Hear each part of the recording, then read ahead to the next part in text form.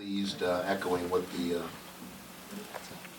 our seniors hit on, which was a great atmosphere today. I thought our fans were outstanding, and when we have that type of electric energy in Carnesecca, it's as special a venue as there is in the Big East and in college basketball, for that matter.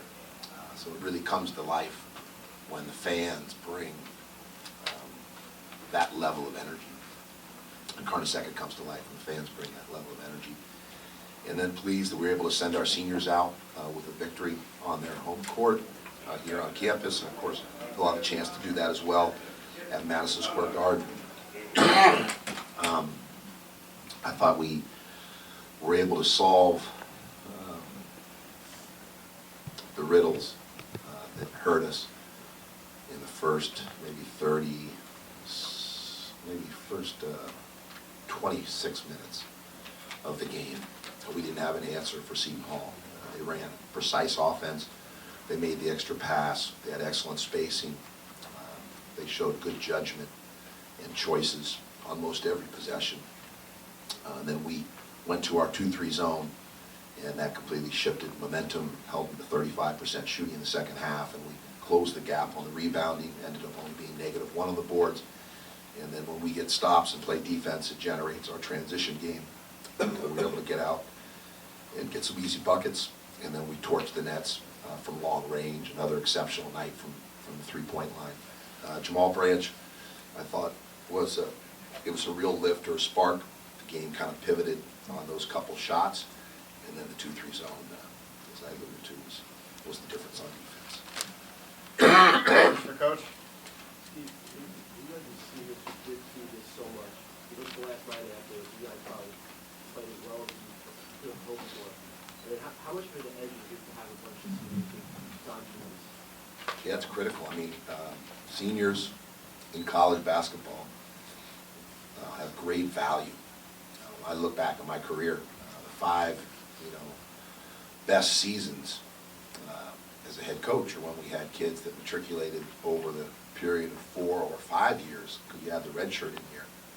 And that's when usually you make your runs, 96, 97, 97, 98, 2001, 2000, 2001, 2001, 2002, 2010, 11, and now this year, 2014, 15. So those 5 seasons is when we were at our best. We had some really good seasons in between, but when we had upperclassmen, leadership, who were, players that are familiar with the marathon of a college basketball season and have learned not to be in the peaks or valleys emotionally and know how to bounce back, demonstrate the resiliency necessary, both within a game, counterpunching, but even over the course of a season.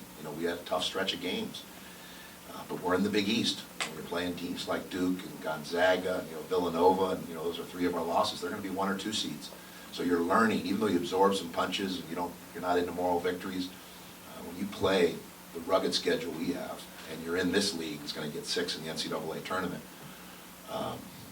You got to be able to take a punch and punch back, whether it's within a game like we did today, or even at Xavier, we're down 13-3 before we went counter punching onto a victory. Or in the course of a season where you drop, 3 out of 4, like everyone in this league has, other than Villanova. Everyone else has had a stretch where they don't play well.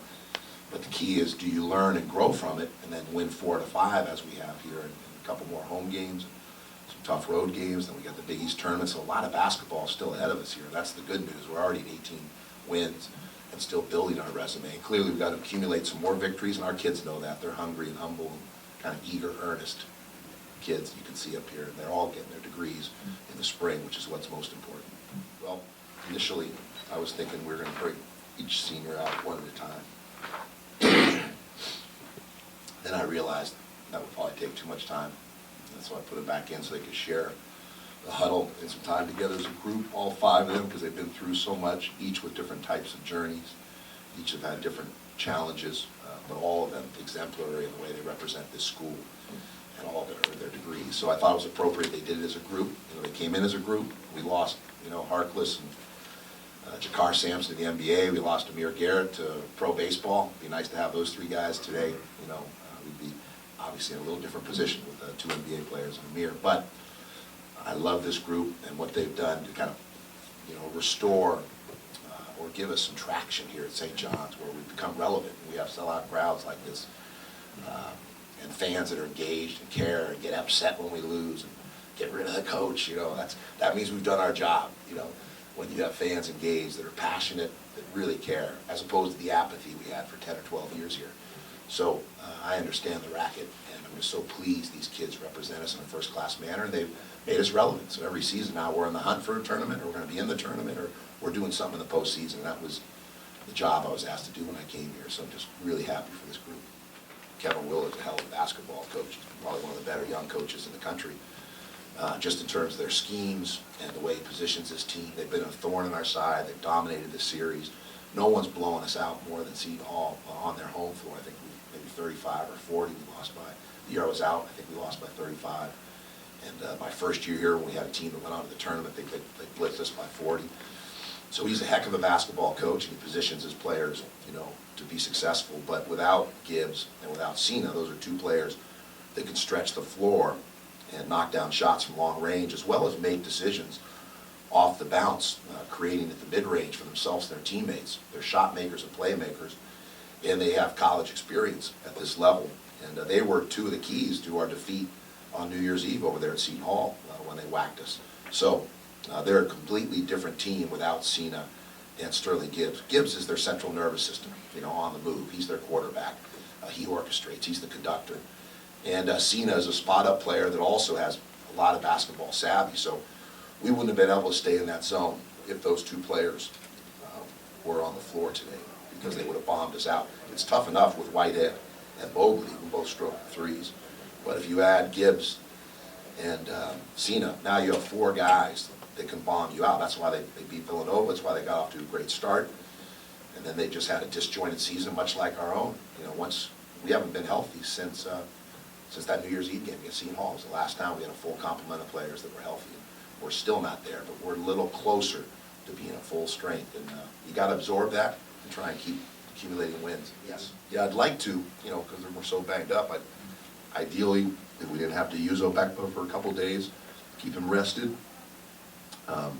that would be a great scenario. But we were getting hurt on the boards, so we began problem solving and, to the best of our abilities, using our ingenuity. And first it was, turn into a big lineup, and that didn't work. And then we went with the 2-3 zone. That was the only thing that kind of stopped the bleeding. That was our tourniquet the last 14 minutes.